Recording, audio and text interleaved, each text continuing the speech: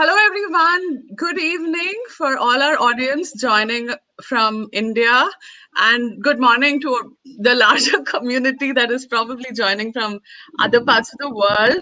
I'm Pratima Manohar, and on behalf of the Sankalp Forum and the Urban Vision, like to welcome you to this webinar on future of affordable housing.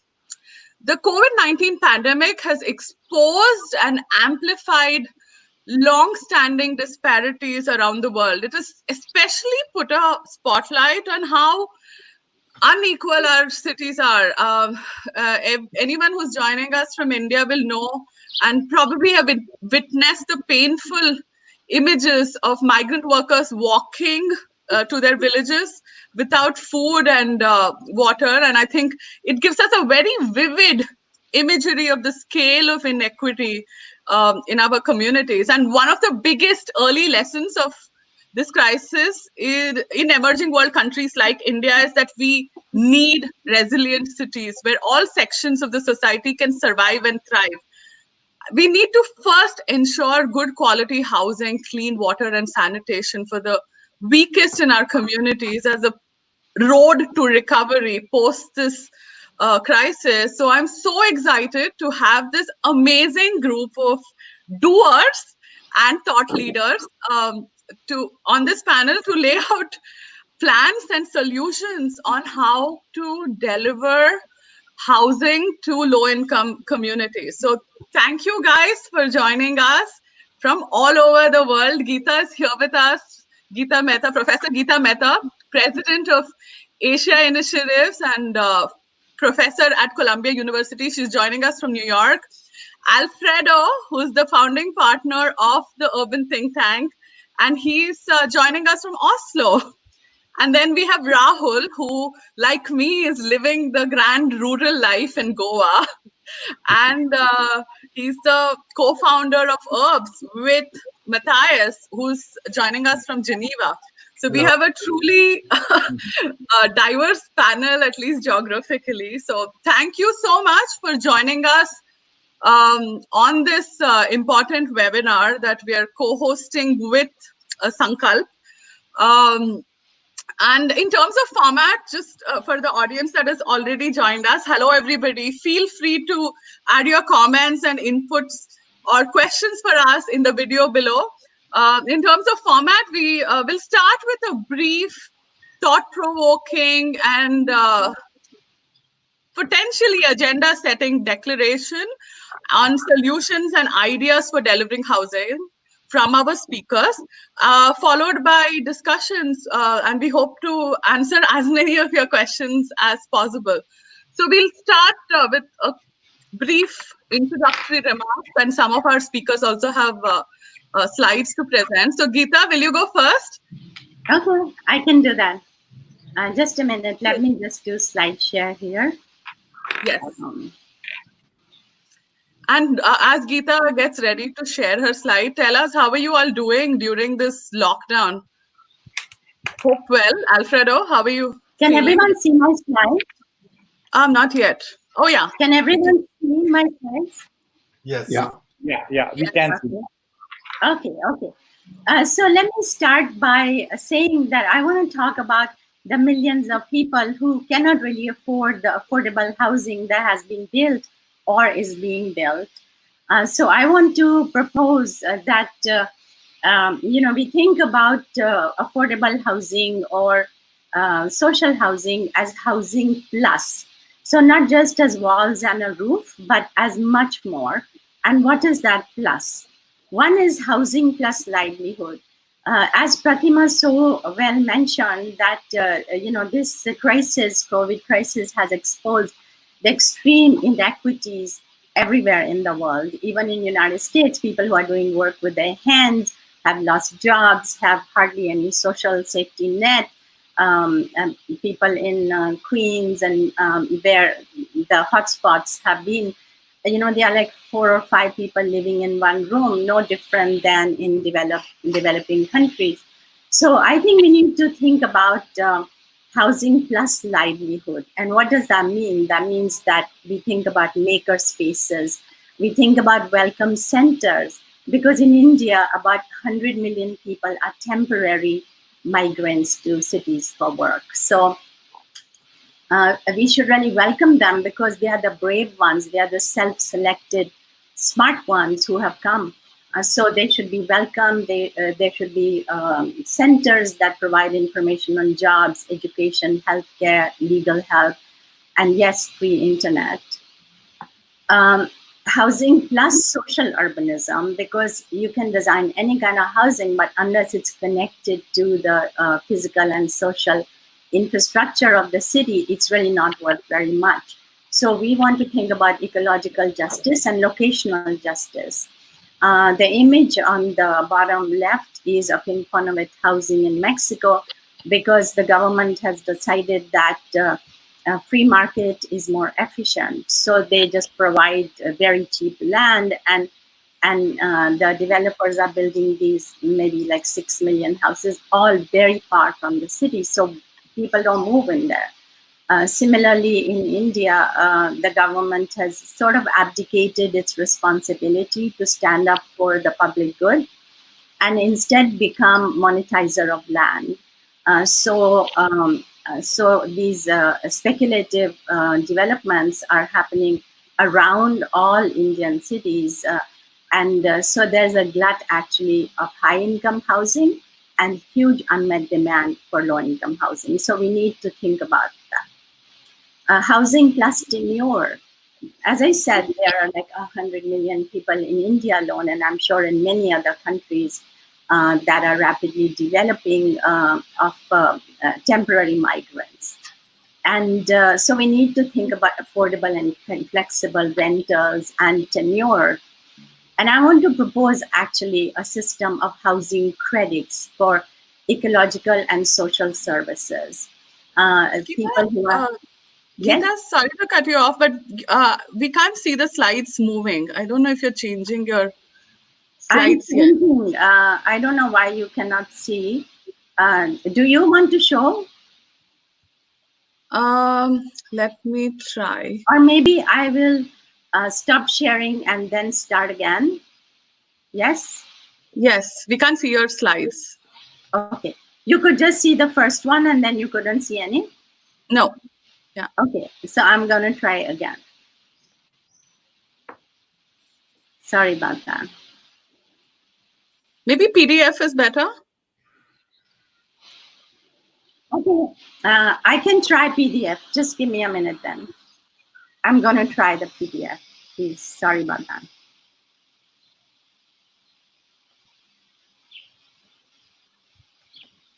So we're getting a ton of comments. So just want to quickly welcome all our audience.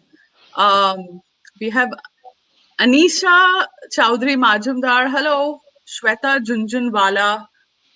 Calabella Projects Media. And American Home Builders of West Africa. Wow. Hi, everybody, and thanks for joining us.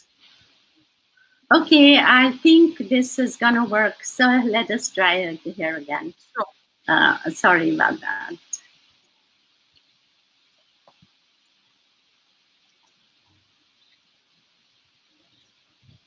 Okay. Is this working now? Yes? Oh, yes. Yeah. Okay. All right. Right. So, yeah, so I talked about livelihoods and maker spaces. I talked about social urbanism because, government should really be the caretaker of social good and not going to speculative urbanism, which is what is happening right now. And I want to talk about tenure. So I want to propose a concept of affordable and flexible rentals, but also housing credits. Like, what about people who are policemen and garbage pickers and nurses and teachers who cannot even afford to live in the city? What kind of a city is that? And about ecological services, I want to give the example of East Calcutta wetland, which is such a critical space, actually world-renowned wetland, Ramsar site, which processes about half of the city's sewage and produces half of the city's fish and vegetable. But people who work that can't even afford to live in any kind of decent housing. So could it be that for ecosystem services, people get housing credits? So we need to rethink how people get tenure and flexibility of residences. Health is the biggest issue. Everybody right now is talking about it, but we've been talking about it for 150 years. And the key point that COVID has brought to us is that you cannot keep 25% or 60% of the population, let them live in substandard conditions with substandard hygiene and infrastructure, and then the city can go on. But the city cannot go on because health issues in one area are going to impact everywhere in the world, actually. So I think this is, I like to say that shocks are the time when cities change. And yes, right now is a shock, and it's so much a time for cities to reinvent themselves and for major change in housing. Housing plus women and children. Right now, we are not designing cities or housing developments for women and children. And again, live work spaces and housing would enable women to work part-time, work flexible hours, taking care of their families. So very important for women to have live work spaces. And housing plus design. Why are we not doing social housing for designing it for dignity? Andrew Carnegie talked about palaces for people. Where are they? The picture on the bottom left is of Gautam Nagar. It is perfectly legal, believe it or not, this kind of housing with standards set by SRA in Mumbai.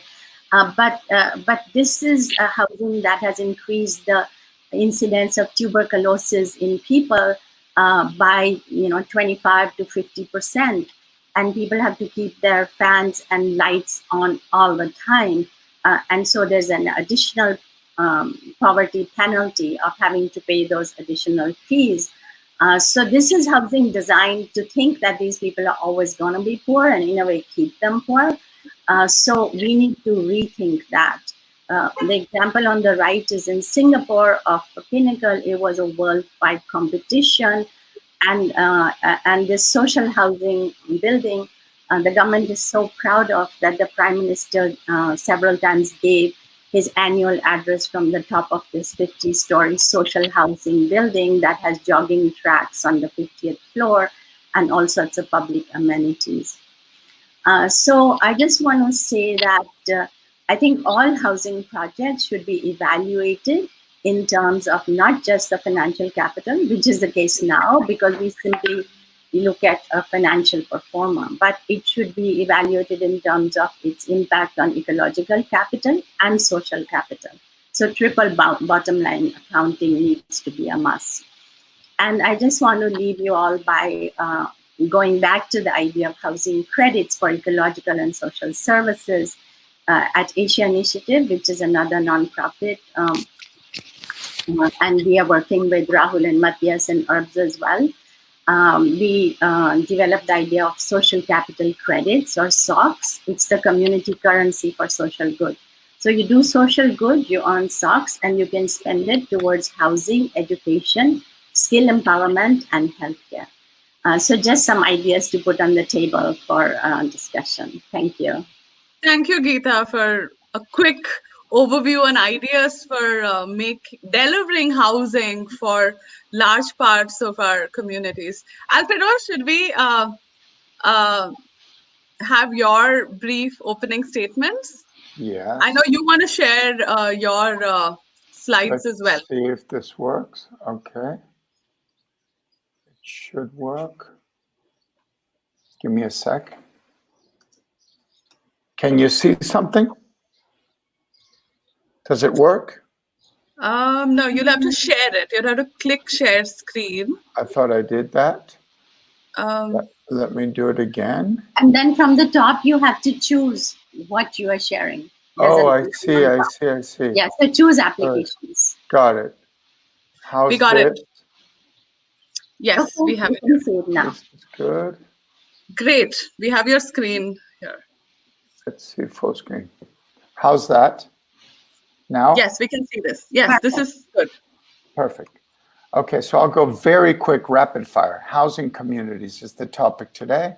Of course, I want to remind you all that I learned quite a bit from India, and we must not forget that the best solutions are hybrid solutions. In other words, things that are found in local culture that have a ancient tradition and can also be found today. So it's kind of a modern and ancient tradition of housing. How can we think of that and apply it to Mumbai? Thinking of creating villages. So as you all know, and as Raul Mehrotra was a great inspiration to me, taught me that Mumbai is made up of all these villages. So how do we return the village to the city? And Matias, of course, and Raul in Dharavi have been great inspiration in showing me around. And here's a map of Dharavi that shows you the idea of a village. Of course, imperfect, missing services. So yes, I just want to introduce that India is a fantastic place to learn about alternate ways to live. If we go to Caracas in our own work, we started to map the informal areas of Caracas, which turned out to be 60% of the population lived in informal communities. Much like this, it's not a mountain of houses, but it's actually one house the size of a mountain, built collectively over time. So it's kind of ancient and modern because the materials are modern, with antennas, etc., tin roofs, concrete structure, but the settlement pattern is ancient. So we looked at it and we said, how can we see the potential in these valleys and hilltops? Well, the potential's in people. So we want to reverse the whole idea about design. You don't design buildings first and work out general master plans and schemes. You actually need to get in contact with the people, find out who your client base is, reverse the order of the elements, talk to people, find out what they want.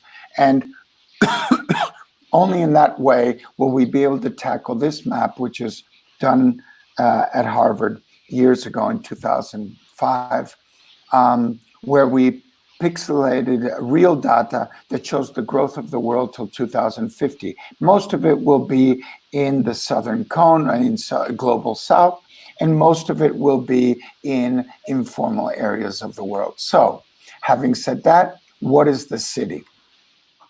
We know from history of architecture, this is medieval Paris, as you know. And what did they do in the 18th century? Well, they started to introduce new elements, markets, squares, etc. These are some of the typologies: Gare du Nord, train stations, all kinds of infrastructures, if you want to see them, that are introduced into the medieval city, right?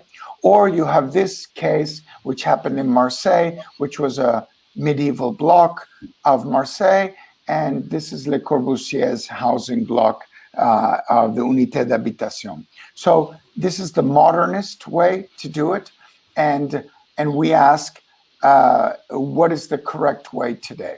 So are all of these people inhabiting the valleys of Caracas have a right to the city? Yes, they have a right to infrastructure.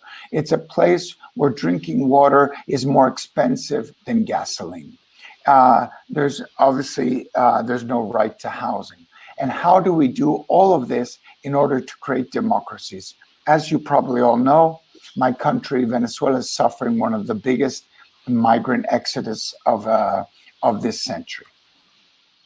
So we're talking about safe cities, safe homes. And it's about the people. We have a new book coming out in September called The Architect in the City. Not the architecture of the city, but the architect, returning the architect to the forefront of responsibility with the city. But to understand why he builds, to interpret what to build, to figure out where to act, to identify with whom to act. And this is a simple example of housing from South Africa. When we arrived, an NGO invited us down to Cape Town. We saw miles and miles of informal shacks, part of the apartheid system that you all know from South Africa, which made it very rigid and segregated whites, blacks, and Indians. There's also a division between the practical law on the ground, the constitutional law, and the property laws. They don't talk to each other. So what do?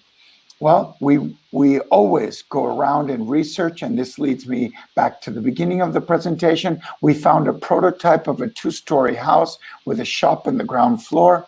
That prototype became our selected prototype to try to informally build with the users and the inhabitants new buildings that are double-story with shops on the ground. We called this Empower Shack with solar energy on the top, and we did it illegally, and they became quite an item in the community. Everyone went banging on the door of City Hall and said, we want a shack. It was built in 3 days. This is Pumezo, the leader of the community, of about 300 people.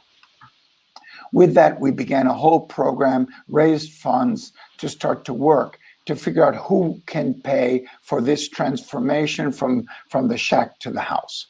And we figured out that if we declare the whole neighborhood an association and we mapped the sizes of each one of the buildings, we could then do a land trade.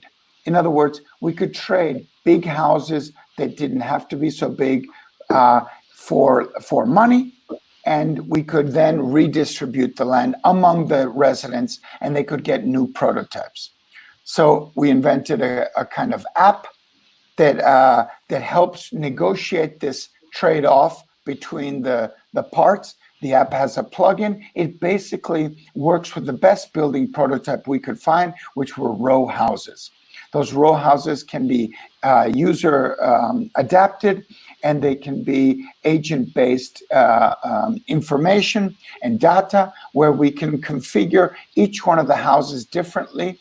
And we began to build some prototypes, different sizes, different configurations, and different savings and loan schemes for each family.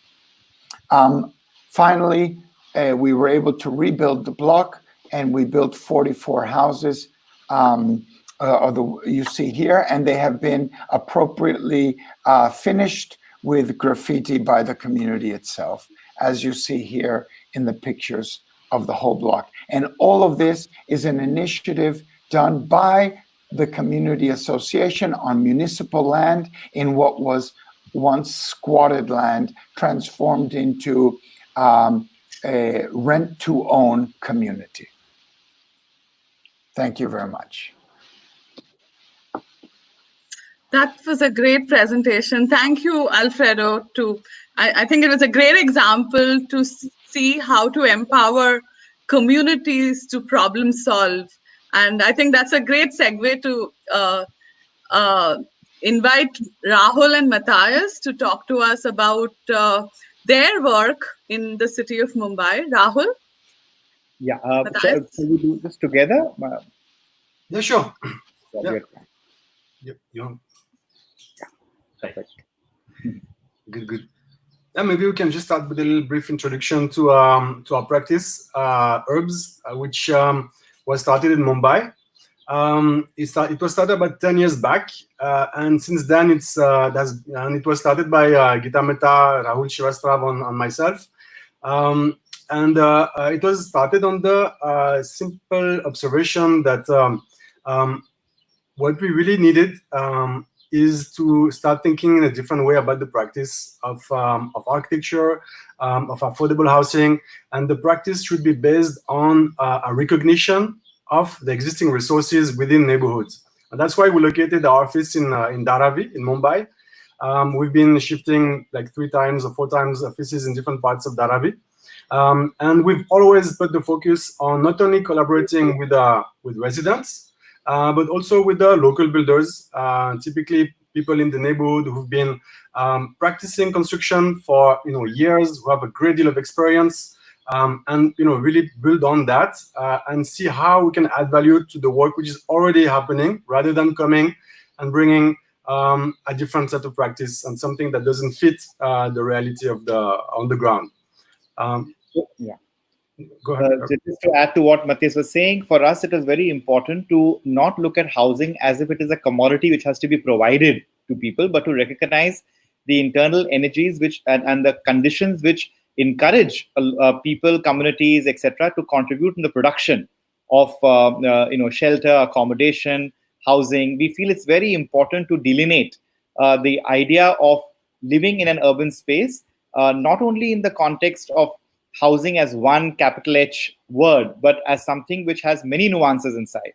There is a scope for rental, there is a scope for accommodation, there is a scope for providing shelter, and more than the question of housing alone, it is about what conditions, particularly in the context of land rights, particularly in the context of occupancy rights, particularly in the context of encouraging a framework which allows for either migrant workers or poor residents, marginal communities, all of them to become part of the urban space with good quality infrastructure, irrespective of the fact that they have the capacity to become part of the rental or the housing market.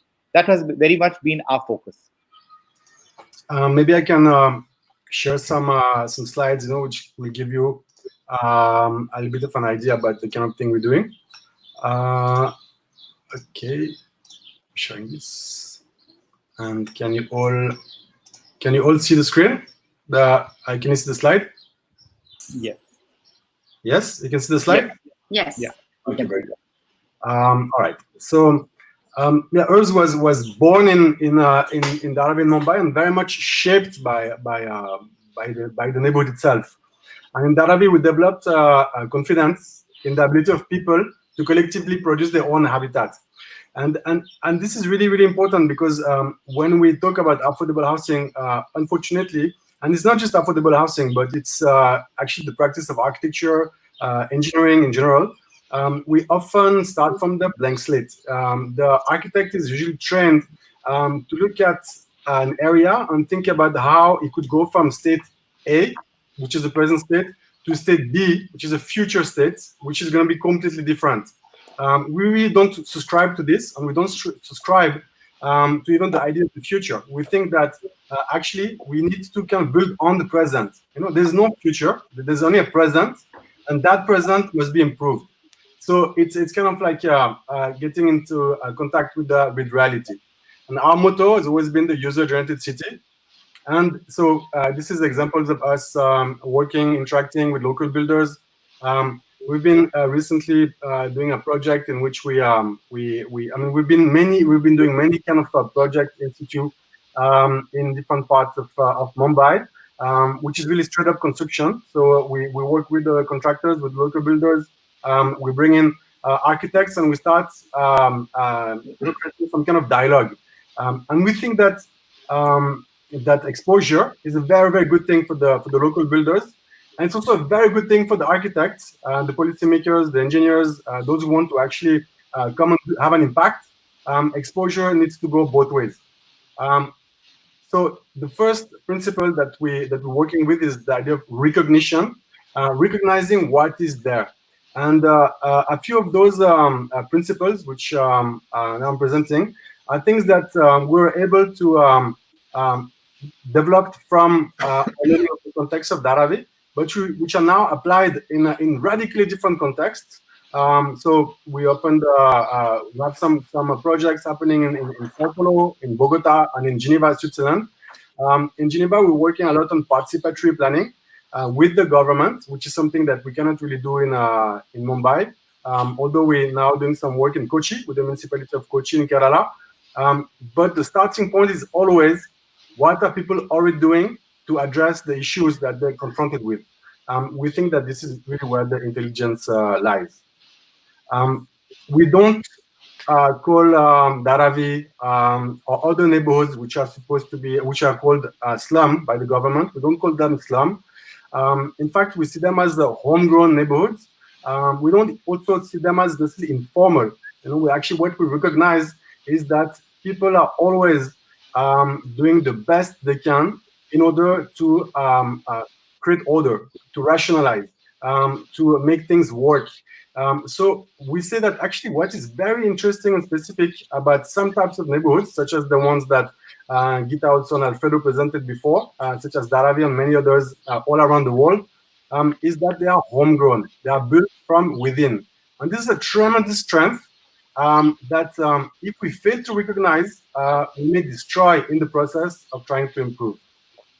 And maybe, I don't know, rather than going too long for the slides, I'll let you maybe Rahul take on from there, and we can always go back to the slides in case later on. Exactly. Just I think you've covered a lot of the points very clearly. Just wanted to add one more thing, is that that the constituency which you are working with, the people who live in homegrown settlements, it is very important for us to understand who they are. And in different parts of the world, they constitute very different kinds of. So they have different social histories. What is there in the Latin American context is not necessarily there, say, in the Asian subcontinent, in the Asian continent, or in the subcontinent of Africa. You often find a constituency where people may have homes back in the village, but they are looking for accommodation in the cities. So to call them homeless would also be oversimplification. So it is very important for us to understand. In India, it's very clear. It became very clear, particularly post the pandemic, when we saw a lot of people from the cities wanting to go back home. And we often classify them as homeless in the urban context because we have a very limited vocabulary of understanding what is actually happening in many of these cities. So in many parts of the world, there are dual household families, deep connections back with the village. Working in Dharavi over many years, we found second, third generation residents who keep deep connections with their communities back in their villages. And they have a to and fro relationship.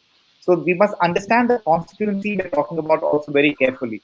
This is not unique to India. Many parts of the world have these configurations. And it makes a very big impact when we talk about housing policy, because we have developed a certain language of talking about affordable housing, particularly based on a certain kind of experience. We know the Northern American experience, the Southern American experience, they are very valuable and important. But there are parts of the world which have ancestral connections back to the villages, which make people have dual household family structures. And all of these things have to factor in when we understand the notion of housing. So we really need to get out of the idea of housing as if it is a lack or there is too much or too little. We have to understand it in the context of the right to land, the right to occupancy rights, the right to use of urban space. We need to get it out of the notion of just, the idea of homelessness. That is a very, very one-dimensional understanding of looking at the idea of affordable housing. Thank you, Rahul and Matthias, for showcasing what can happen if you empower local communities. I just want to kind of go back to the moment that we are living in right now. It's a crisis that is affecting the emerging and the developed world, and I think the poorest in those communities are most burdened by this crisis. But one thing is very clear. Urban inequality is a big threat to these cities. If we don't make these cities resilient, like we used to say, climate change doesn't have a border. We are now seeing how this health crisis is completely causing fractures within our community. So in a way, this is such a great moment to hear some of your solutions. Geeta, you spoke about housing plus, and not just kind of looking at housing as just four walls, like we have done sometimes here in Mumbai with our slum redevelopment programs, and thinking about, the community, the spaces for them, healthcare facilities, maker spaces, and places for people to hang out. Now, as we, in this moment, if there were things that our governments, our political leadership could do to enable change within our cities, what are the 4 or 5 big policy ideas you recommend for a systemic change? Because we've battled this crisis for a long, long time. It's just become very visible at this point in time. Geeta? Okay. So I think the really big idea, which is also the idea of herbs, is that self-development, right? Why, if there is an area in a city, let's say Dharavi in Mumbai, that the city has grown around, and at one time it was outside the city, now it is suddenly in the city, the land becomes extremely valuable. So why do you need a developer from outside coming and bulldozing and then starting again by pushing people into or warehousing for people and then building housing for wealthy people. Why should it not be self-development, right? So people within the community can form a real estate investment trust and have a share in it, or so they share a stake in the development, and they develop on their terms. And the second thing I want to emphasize is that it's been proven all over the world that when a developer comes in and does housing for money, it is done as a commodity, and therefore it's done in the cheapest way possible on the cheapest land possible. But when people develop themselves or they have a stake in development, then this is their home. They are going to make sure it's in the best, built in the best way, with the best materials, with the best craftsmanship. And so participation becomes a completely different thing. So I think the really big change in terms of policy is not to think about housing as commodity, right? To think about it as a creator of social capital, and really empowering people to take charge of developing. Now it's different in India, but there was a time in India developers were making 400% profit to push people out and build high-income housing. So that now it's much better because of RERA. But still, I think the idea that somebody else comes and builds for you and you have no stake in it. So I think we need to go from exploitative capitalism to stakeholder capitalism. Free market still works, but it works better with the people, with the stakeholders. I think those are great ideas. Thinking of housing as social capital and imagining the community of the informal communities as holders of a REIT fund to think about financing this. That's such a great idea.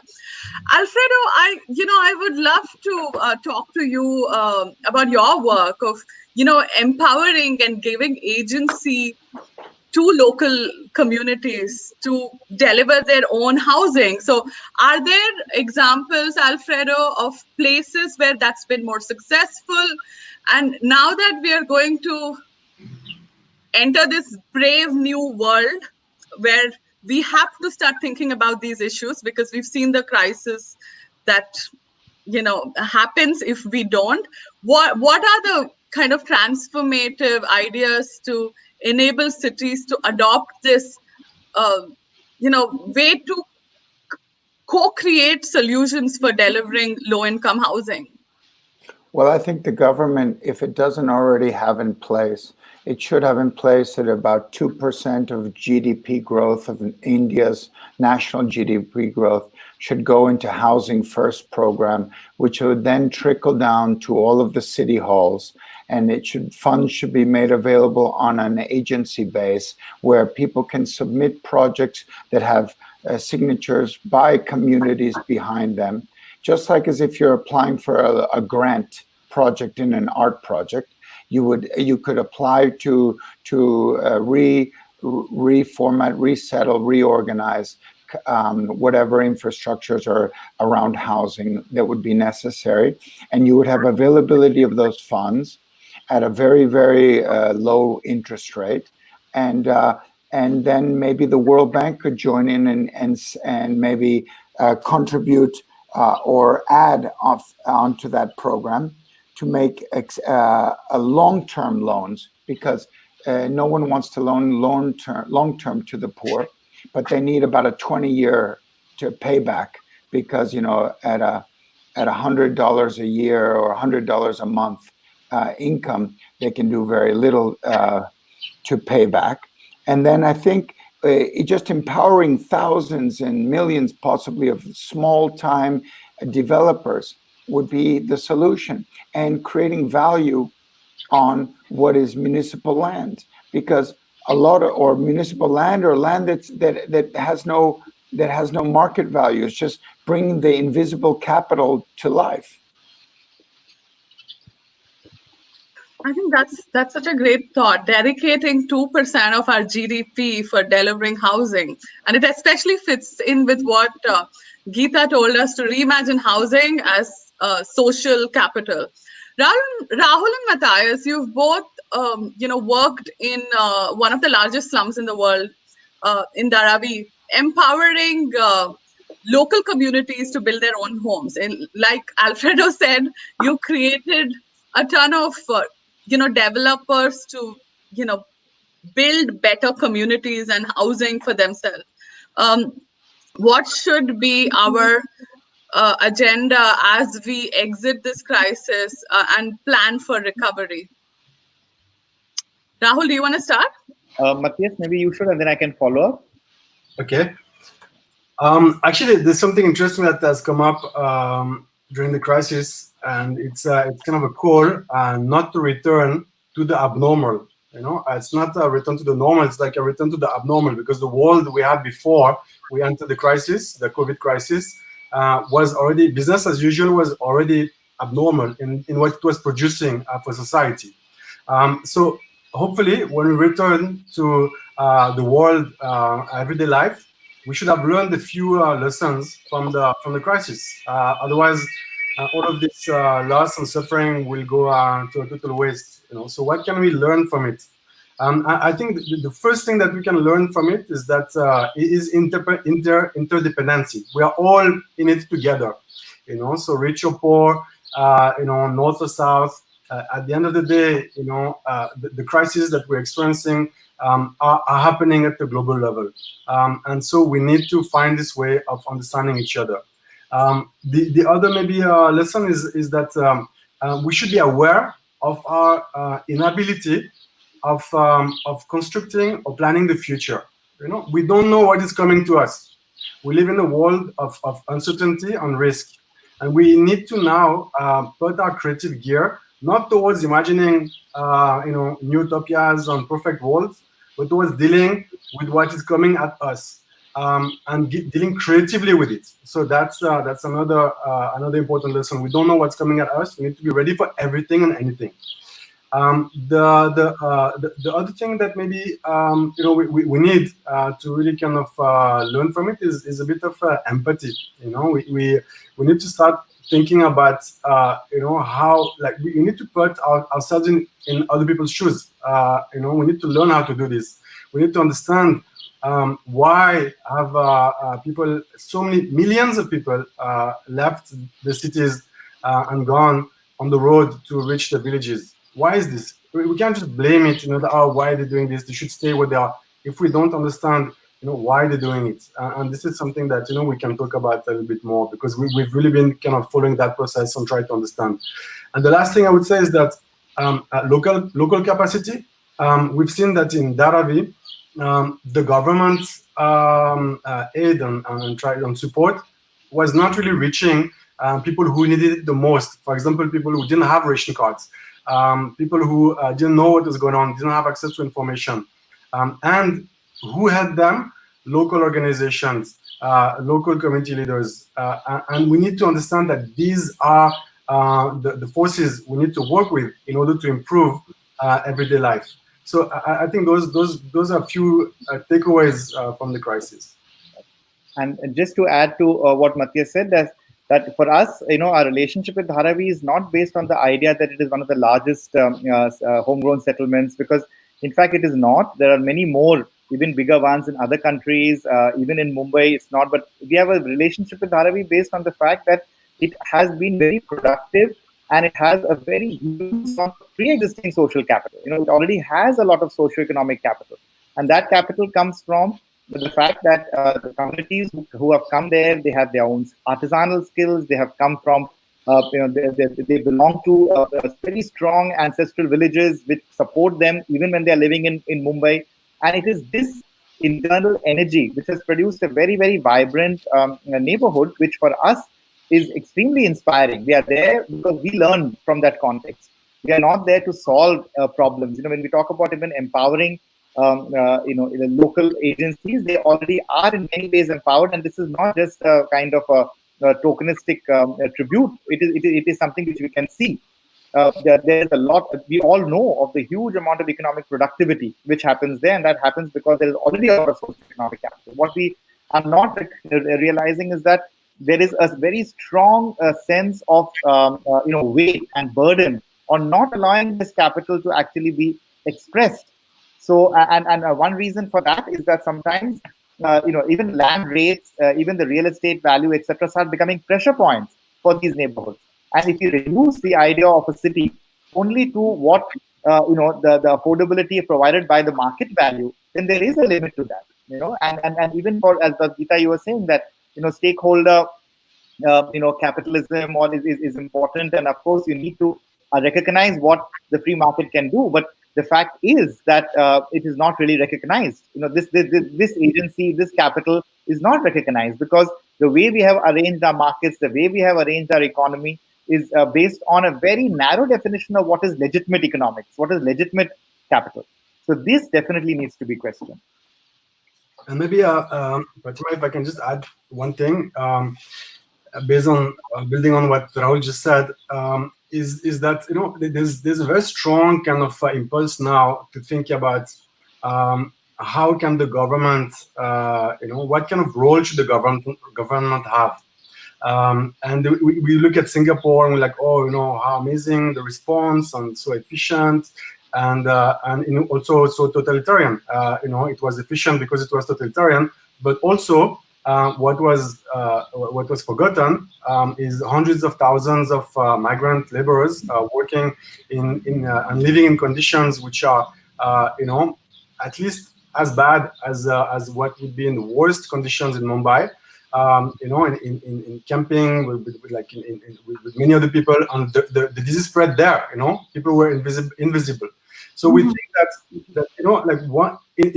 we should not go put the gear towards more top-down, decision-making, more totalitarianism. We should actually, on the contrary, look at India as the largest democracy in the world, the most vibrant place for ideas right now. And we should understand, and this is valid for so many other places in the world, where we have a very, very lively, I'm thinking about Africa also, a civil society. We have many entrepreneurs, people who really kind of work hard to try to get the little they have. So we need to understand the value of contribution and participation of the public in policy making, decision making, urban planning. The solution will not pop out from a lab or some special kind of expert committee. The improvement is what people have been doing all the time. They've been trying to improve the conditions. This is where our learning should take place. The theme of micro entrepreneurship and agency of the community is coming through in all your comments, and I want to just point out that we're doing this with Sankalp Forum, which is a big network of entrepreneurs, social impact investors, philanthropists. So I think I'm going to put you all on a spot now, and and I know Alfredo mentioned this before we went live as well. If we were to think about specific ideas for startups to deliver housing for low-income communities, are there ideas that you can highlight of existing entrepreneurs, or ideas that you all have as well? We have I think Sankalp lead in India, actually around the world, Urvashi Devi Dayal, asking that question as well. Can you share some spaces for innovations that entrepreneurs can focus their work on within this larger theme of delivering housing? And I know Alfredo probably has some ideas and thoughts on directions that we can talk about. Well, there's the belief that you can't do it without the agent on the ground and with local community buy-in and agency. And there's also the belief that you can't do it without the government. Mike Davis in Planet of Slums, he firmly believes that that housing is something that should be mandated, right? The city of Vienna owns 50% of all its social housing, right? So of all housing in Vienna is 50% is owned by the state. That's why it's the most livable, cheapest city to live in, because the housing is subsidized. So, but I don't believe in top down or necessarily only bottom up. So the architect, which is what I do, has to be some kind of moderator in between those two forces, kind of bringing the glue together of. And so I believe there's a lot of social entrepreneurism possible in creating the mechanism that brings these two initiatives together. And also certainly there's a lot of entrepreneurism that can happen to create, 100 herbs or 100 urban think tanks all around local communities. So that is really something that could be widespread. Yeah. Geeta, other examples of entrepreneurs? I know you fund, a ton of social impact work, especially gamifying social impact through your Asia initiatives. Are there ideas for entrepreneurs and opportunities that we can focus on? The government of India many years ago decided that they were going to build 100 million affordable units. Only about 8 or 9% of those are built. And the moral of the story is the government cannot do it alone. It needs to partner with entrepreneurs, with small and big entrepreneurs. And so that has to happen at the policy level. And I just want to pick up on what Matthias said about, that crisis is a time for change. I just want to remind in a very cynical way that the 2008 financial meltdown did not result in big change. So Matthias says, don't return to the abnormal. And he's so right, because that was abnormal, what the banks were doing. And then nothing changed. They all got subsidy from the government and life went on. So I think we have to make sure that this moment is a really precious moment, and we have to push it and get that to happen. I just want to say that, if the governments, in order to make that policy change, want to think about only about financial capital, then maybe it's a good reminder that if you keep capable people in substandard circumstances and substandard housing, you are reducing by far their ability to contribute to the economy. And in India, it is said that if there was better housing and living situations, the GDP growth per year could be 4% or more higher. So this is not I think the governments also need to understand that mega projects, particularly in housing, are not the solution. It's micro projects, hyper local projects with people, and that is the solution. So I just want to think that if the Prime Minister Awas Yojana understood that and just opened it out to small builders, local builders, entrepreneurs, I think then we could begin to accomplish the goals. And it's not like you design one SRA housing and you build it in every city. That's ridiculous. So we really have to rethink. And I think small entrepreneurs, small builders they have to be the key to it. The policy has to understand it. Earlier this year, I actually spent some time with the big, investor, the world of finance in Europe. And a lot of them were saying that their clients who the big money of the world were pushing them towards ESG, projects which had some kind of social or environmental impact. So there is some transition in the world of finance that could be a bigger disruptive force than even policy change. If the world of capital changes their outlook on how they measure success, it could lead to a transformative change on the ground. Are you seeing examples of that, Rahul and Matthias? I know the work that you do is also about empowering local micro entrepreneurs. Are you able to access capital, for example, for the work that you're doing? Are you working with grant-making institutions? How's that? Is that really happening? Is this really happening on ground, the change in the world of finance, where they're looking at, social impact and not just profit. Matthias, you want to go? Go ahead, Rahul, go. So right now we know that a lot of social capital is generated from within, communities, families. They have very elaborate systems in which they can garner resources.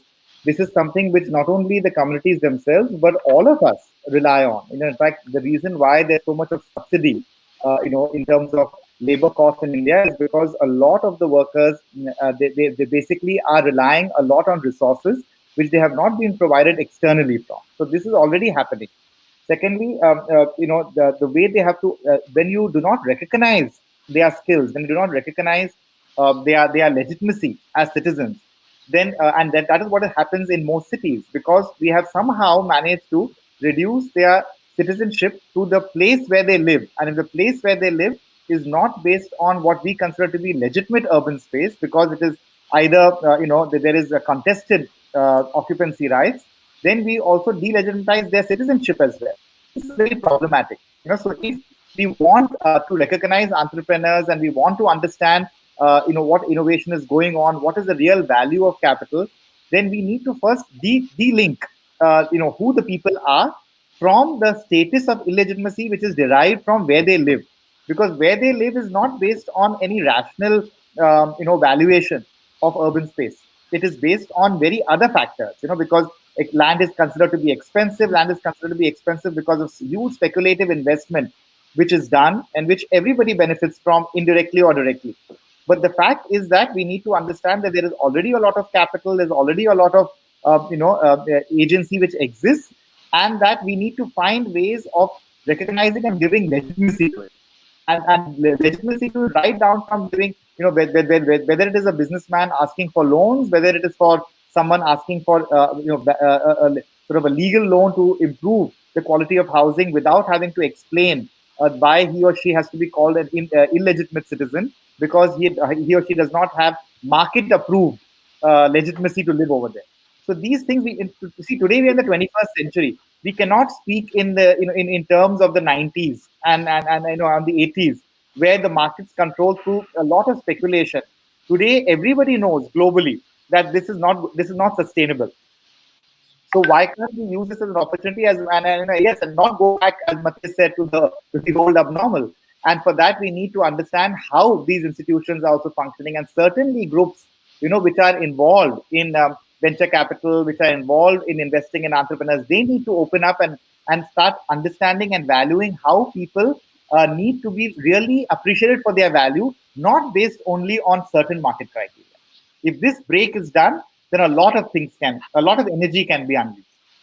And maybe I'll just add one thing to this, about also this question of what to do with a bunch of money. Let's say if it's someone, a foundation, or if it's the government coming with, like it's as Alfredo said, 2% of the GDP and investing it. I mean, we know that money can heal and can destroy also, and we've seen many times that big investments don't necessarily translate in big changes on the ground. In fact, there's often a lot of wastage. And this is why we have to be really careful about the channels and through which we kind of distribute money, how it goes. We've been trying ourselves, first of all, not to be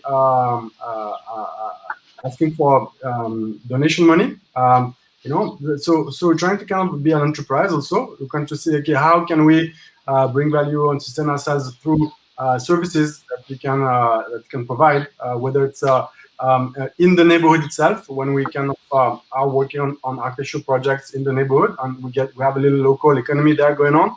But we've also been looking at how can we invest in the neighborhood with little money that we make. We're also working on consultancies, on other jobs, which allow us to get a little bit of capital, which it goes a long way in the neighborhood. The first thing we did when the COVID crisis happened is that we looked for who could produce masks in Dharavi, and I mean they're produced in 2 days, 1,000 of them, and for 9 rupees, which is like I mean it's really nothing. So the capacities are there. Like, how can we channel them also in terms of recognizing capacities and stop schematization, in order to unleash the energy that Raul was talking about. As we almost come to the end of this amazing panel discussion where we've, looked at various ideas for delivering housing, I would like to, wrap this session up by asking each one of you, what's been your favorite idea or a project where a good affordable housing plus community was created in any part of the world, and if it can serve as a model for the future. Alfredo, do you want to go first? My favorite project, creating a community. And better housing, for the low-income communities. Sure. So my favorite project, goes without saying, is probably Doshi's housing. In Doshi's housing in what is it called? What's it called? Indoor. Aranya. Yeah, Aranya housing. Yeah. Why, Alfredo? Well, because I think there was a lot of agency of the architect working with the agency of the local community, and people were able to adapt and build upon the model of sites and services and get a more sophisticated product that has aged very well. Geeta? So I just want to comment on not just one project, but I think every speaker has spoken about the power of mobilizing and activating local people and local power, right? Social capital. So I would like to say to the investors who may be on the call and thinking about it, that if you invest in social capital, you get a multiplier impact for every dollar invested. Because for every $1, there's so much strength coming from the ground, from the people. So the impact is multiplied. So I think investing in small communities, in hyper-local communities and hyper-local builders, it is the really powerful way. And if you talk about return on investment, and with URBs and with Asia initiatives, we have done that in many countries. I just worked in Africa and in Ghana and Ethiopia, and I worked in South America and other countries. And so it's really everywhere in all the projects we have seen that when social capital is mobilized, when people are mobilized, that's when the projects are successful. So I don't want to mention one project, but I want to mention this key ingredient, that is how you really get a return on investment. We have people asking you about the social capital credits that you've created to gamify social good. Mm-hmm, mm-hmm. Yes. Has there been any projects where you've applied that for delivering housing? Yes, for partly for housing, but also, like I said in my conversation, that housing plus livelihood, housing for others. So we have actually 15 live projects in India, and we also have projects in Ghana, Kenya, and United States. And in every case, that's what we are doing. That we have an app, we have a platform, so people can do social good, and that gets logged into the app like airline points, and people can redeem it for housing or for improvement in housing or neighborhoods or streets and healthcare and so on. It's such a great way to gamify social impact. It's like loyalty card for Yes. doing good. Yes, it's a bit like social, carbon credits tried to do for environment. This is mobilizing social good. Raul and Matthias? Alfredo, you want to say something? No, I was going to say that I don't think money's the issue. No. I think there's lots of money in the world. The problem is projects and identifying those agents on the ground and actually having a buy-in with the community. So what we're really missing is creating a data bank of good projects that can be then those credits and social credits could be applied. I think that's such a great startup idea, to create a data bank of great affordable housing projects. I'm sure a lot of REITs and the big real estate investors will be interested in that model now that regular real estate seems to be, reducing every day. Rahul? Yes, I think I'll let Matthias answer for both of us, because we really have a very similar. Both. You probably had a conversation about this already. Yes, exactly. So what is our favorite project? Yeah. Matthias? I think just I know that we on this we agree with Rahul for sure, is that we've always been fascinated by see, none of us are architects. Like Rahul is an anthropologist and I'm an urban planner. We've never been kind of fascinated by architecture as kind of as an icon or as an object. But we've always been fascinated by the capacity of people locally to produce a neighborhood, and so it's more than one thing. It's really sometimes like having this experience of going into a neighborhood and meeting a local contractor who shows you how it's built and tells you the story of the house. And how the tiles were put, on how the owner, like the family, is moved in, and how they adapted it. I mean, that becomes like something which for me is very vibrant and very real. So that's always our favorite type of projects. Wow. I want to thank all of you, Alfredo, Geeta, Rahul, and Matthias, for spending this hour with us. This is not your usual suspects of people who we all meet when we are in a webinar or a conference. It's entrepreneurs and impact investors. So it's a great community to engage with. So I want to thank Sankalp for co-hosting this with us. I also want to thank our partner on this, Dexterous, which is a co-working space in Mumbai. And so entrepreneurs from that network will also be on this webinar. So thank you all for spending time with us on this very important and meaningful conversation. I know each one of you probably deserve an hour or hour and a half to explore your work, and I hope we can dig deep into each of your works in the upcoming webinars. But this was such a great, thought-provoking, conversation on solutions. So thank you so much for spending this time with us, and stay safe and stay well during this pandemic, and have a great evening. Thank you, everybody, for joining us. Bye. Thank you. Thank you.